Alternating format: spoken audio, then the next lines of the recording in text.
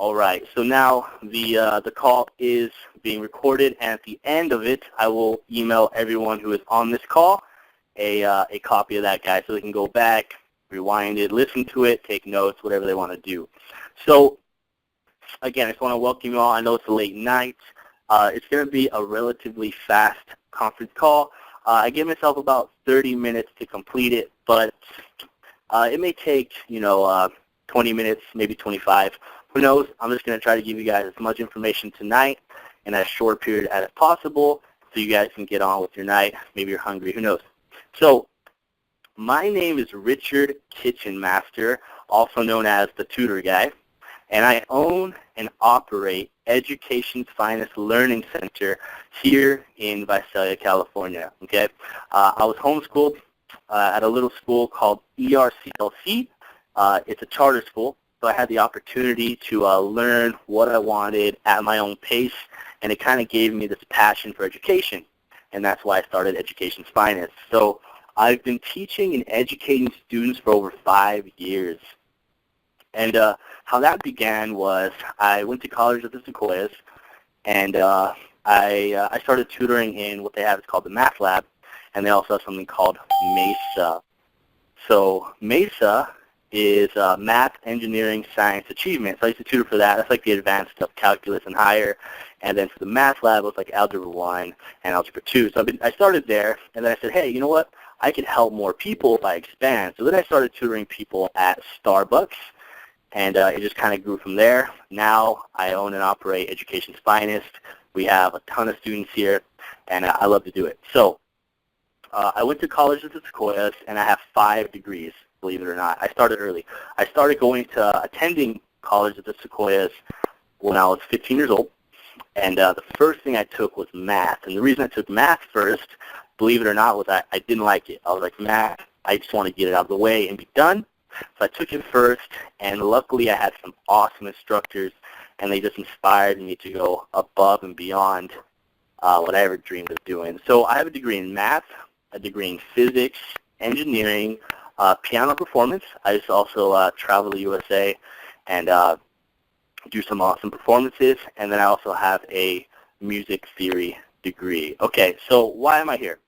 My goal tonight is to break everyone's belief that homework is hard and frustrating, right? And believe me, I have students come in all the time like, man, this is so frustrating, this is so difficult, it's so hard, I don't know what to do.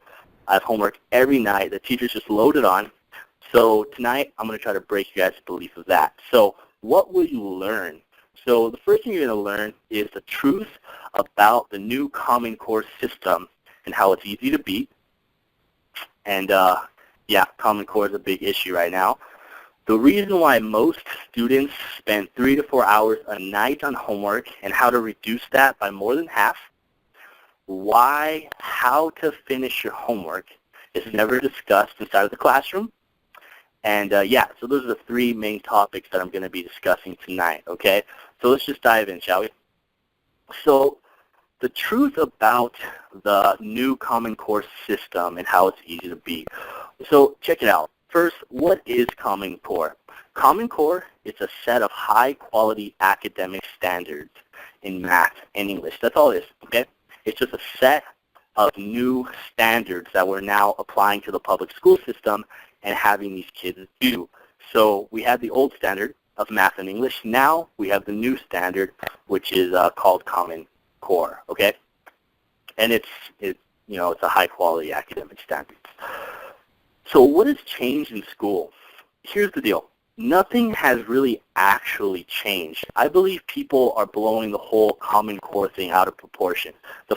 The very first thing when a parent walks in the door, they say, oh my gosh, you need to save me this Common Core stuff. It's just ruining my kids' nights. So let me explain why I believe that it's getting blown out of proportion. So English, okay? What has changed in English since the old standards to the new Common Core standards? So they used to just have you read a book. But now instead of just saying, hey, here's an awesome book, go read it, now they're saying, hey, read this book because we want you to learn a specific skill, okay?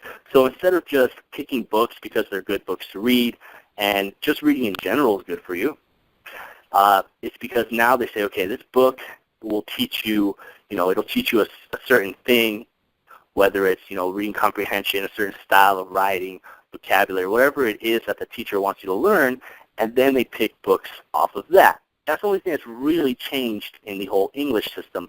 Math, instead of just going through the motions of doing a math problem, they want you to understand the reasons you went from step number 1 to step number 2, okay? And the idea is that if you understand the concepts on a deeper level, instead of just doing number 1 and 2 because you can mimic what you saw, the teacher do, actually understanding why the teacher went from step 1 to step 2 and from step 2 and step 3, etc., that if you understand on a deeper level, then when you're given a harder problem, such as something on the SAT, which I should add is extremely important, the SATs are very, very important, that it's easy to figure out. It's easier, I should say, to figure out because you understand the line concept, so you can apply that to more difficult problems. And that's the only thing that's really changed in the Common Core system. Now, there are exceptions to that. It really also depends on the teacher. Sometimes the teacher wants you to do it a certain way, and I've seen stuff going around, certain Common Core memes and stuff going around Facebook and social media. Now, in my experience, I haven't seen anything too crazy. There are some problems where I kind of disagree with and think it's not necessary, but nonetheless, Common Core is here, and we kind of just have to abide by it. So how do we beat it? Okay, so that's the question. Number 1, you want to understand exactly what Common Core is and learn to embrace it rather than hate it. Because the truth is, it's here, so we might as well embrace it, right? Common Core is here. It's not going anywhere for the foreseeable future. If anything, they're just going to kind of jump onto the next thing and see if that works, and maybe it's going to be even worse, right? So number 2, have periodic meetings with the teacher themselves and talk to them about your child, what he or she isn't understanding, and how you can work on it together.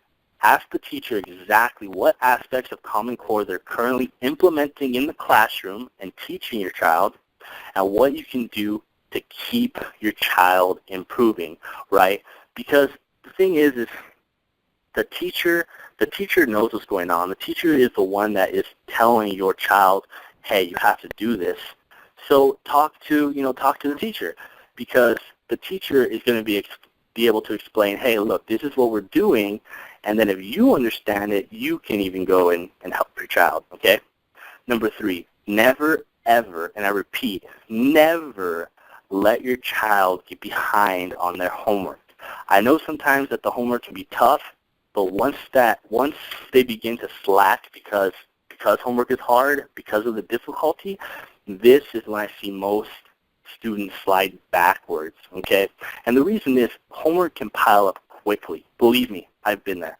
I've slacked off before, and it was probably like the worst thing that I've ever done.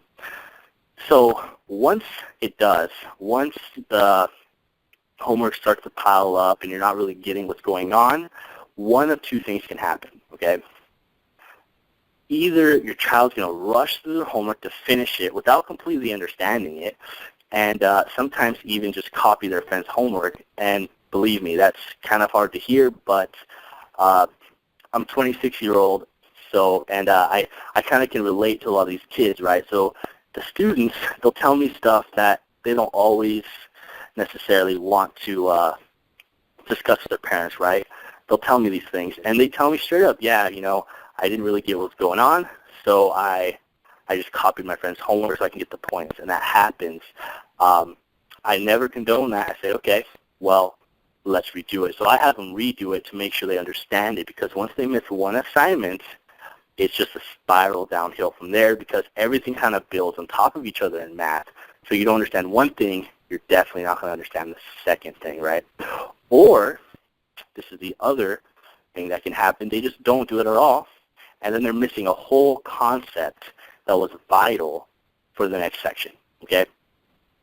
So, again, make sure they do their homework. No matter how difficult it is, make sure they do that.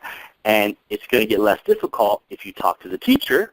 Like I said, number 2, talk to the teacher, see what's going on, and that's going to help you help your child finish their homework, okay? So all of this leads to the next part. The reason most students spend far too much time on their homework, okay? The first thing is distractions, right? We live in a world where distractions are more around us than ever before. If you live in a normal household, and I'm assuming you do, you probably all have cell phones. You probably all have a TV, maybe 2, maybe even more in some houses. You have computers, music running, maybe a crying baby, people running around the house, and more. Believe me, my family was no exception, right? I mean, I live in a family. We had something like 5 kids, 2 adults, and we're running around. You know, you have one of your teenage brothers listening to music, and like, hey, man, can you please turn that down? And he's like, no, man, this is my favorite song. You have dogs even, animals barking, the neighbor's dogs barking, and it can be chaotic. Distractions are there, okay? So I put together this little challenge that I have for you, okay? I want you to have your child do his homework in a room completely alone with no cell phone, without a computer, unless he absolutely needs it for his homework, okay? If he needs it for his homework, that's the exception, but definitely no social media, okay? No Facebook, no Twitter, no Instagram, no Snapchat, or anything else, okay? Which this might be difficult at first, but I promise you it'll be worth it, okay? I absolutely promise it's going to be worth it. And if your kid kind of fights this is what you do. Check it out. You just let them know that this is going to help them finish their homework faster. And if that they finish their homework faster, then they have plenty of more time to do what they want to do, which could be use their cell phones, play a video game, hang out with their friends, you know, do whatever they want to do. But just remind them, hey, if you finish your homework now, you're going to have the rest of the day to do what you want to do, which is probably not homework, right? And then also make sure that there's minimal sounds in the background, such as the television. Okay, sound cool? So just do this for an hour every day, and you may be surprised at how much homework they can get done just by simply removing the distractions, all right? So that's the challenge I have for everyone on this call. I want you to do that, and after you do that, what I want you to do is go to my Facebook at facebook.com/educationsfinest. Go there and let me know what happened. Let me know, did they improve? Was it the same? But I have a pretty good inclination that they definitely improved on their homework, okay? Number 2, have them do their homework right when they get home, okay, right away, because I see too many students go home, relax, eat, watch their favorite show on TV, play a video game. Then when the clock hits 9 o'clock at night, then they begin their homework, only to realize, oh, shoot, I forgot what we did today, okay? And that's a common problem. And if you have them do their homework right after school when they get home, not only will it be fresh in their head, once they get done, they're not going to have to worry about their homework for the rest of the day, which is it's a pretty amazing feeling, right? Wouldn't you agree? To just be done your homework by 5, 6 o'clock. Maybe you don't have a bedtime, or you go to bed at like 10 o'clock. That gives you plenty of time to do what you want to do. Eat, text your friends, play video games, watch a movie, do whatever you want to do. So not only will the homework be a lot easier to do because it's fresh in your mind, you're also going to have the free day, which is pretty awesome, right? So number 3, allow them to reward themselves, okay? The old-fashioned reward system can still be applied in the 2015 world. For example, after they finish their homework, they get an hour to play their favorite video game. Or once all of their homework is complete, they get to go hang out with their friends, right? You get the point. The reason this works is because people seek pleasure and enjoyment. So, you know, if we reward them for their homework, they're going to be much more inclined to want to finish it because they get the prize at the end, right? So the last topic for the night, how to finish your homework is never discussed inside of the classroom, okay? So the quick and short answer to this It's just that teachers don't have much time to talk about anything other than just what's on the agenda for the day, right? By law, the teachers have to get through so much work in such a short period of time, roughly 4 months or so, right? That's the amount of a semester, about 4 months. And this is the reason behind so many of the educational faults that we're currently experiencing, right? Because every classroom is about, let's say, 20 to 30 students, right? So take that number, and you can imagine it's virtually impossible to be able to reach every student like they deserve. Not every student in the classroom is going to learn by the teacher's specific method of teaching, right? If they're lucky, 50% of the students will actually get what's going on. But the other 50% of students are going to be left to figure it out on their own, right? Because students are different. Some students are visual. Some students are auditory. They learn by hearing, right, which is good in the classroom. But a lot of students learn by doing. And the thing is in a classroom, you can't have all the students doing stuff because there's not enough time in the day, or in school, I should say, and there's just too many students, right? So let's just put yourself in their shoes for a minute, in the teacher's shoes, and imagine that you have 30 students all turning in homework every single night, right? There's no way that the teacher is going to closely examine all that homework every single night. It's going to be impossible, right? And this is the exact reason that it isn't being spoken about, that why, how to finish your homework isn't being spoken about in the classroom, because most teachers don't even look at the homework. And I know this from proof. I mean, I have tons of students who all they do is they hand their homework in, the teacher sees that they wrote some stuff down, and they put a stamp on it, or they put a check mark on it, whatever they do. They just give them the points for trying, right? Which is cool, I get it, but the teacher's not knowing where they're struggling.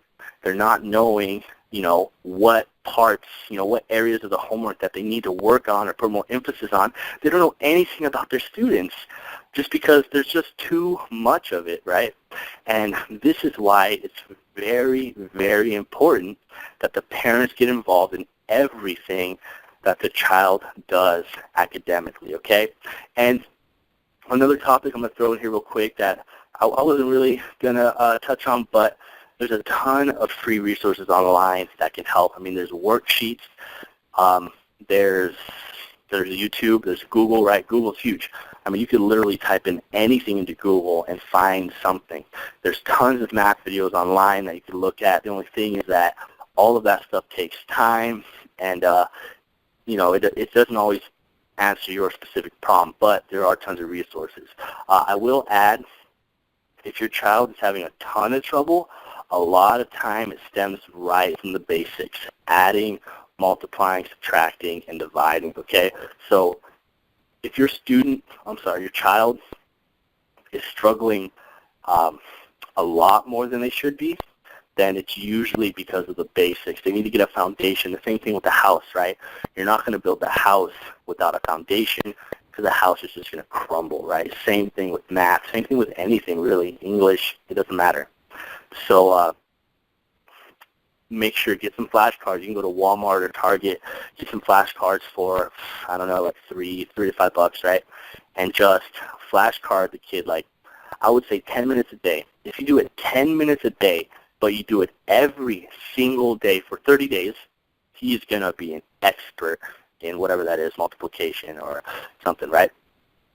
So check it out. I completely understand that not every parent has the time or the energy to do that, because they work, they have 5 kids to take care of, they own their own business, they cook, they clean. Sometimes they've just been out of school for so long, it gets difficult, right? And believe me, I completely understand that. And it's not your fault. I just want you to understand that it's not your fault, okay? So this is why I've created what I'm calling the math homework hour, right? And I'm not going to give you this long sales pitch or anything like that. I just thought that I'd throw this out there for the parents who want that extra help, okay? So if you want more details, you can call me, Richard, directly at 559-735-9940. Again, that's 735-9940, or you can visit www.mathhomeworkhour.com. That's www.mathhomeworkhour.com for all the details. I do want to add, though, that I only have enough room for 4 more students in this program because I want to keep it relatively small just to make sure I can give enough attention to all the students in there. Okay? So if you're interested, please give me a call as soon as possible to make sure that we can get you the help that you deserve. All right? So I just want to thank everyone for joining this call. I know it's a bit late, and it means a lot to me for you to take the time out of your busy schedules to fit this in, to learn how to help your child as best as possible, right? It was super awesome, and I hope you guys have a wonderful night, and I'll see you on the next call. All right? So take care, everyone, and I'll be sending out the recording. Have an awesome night.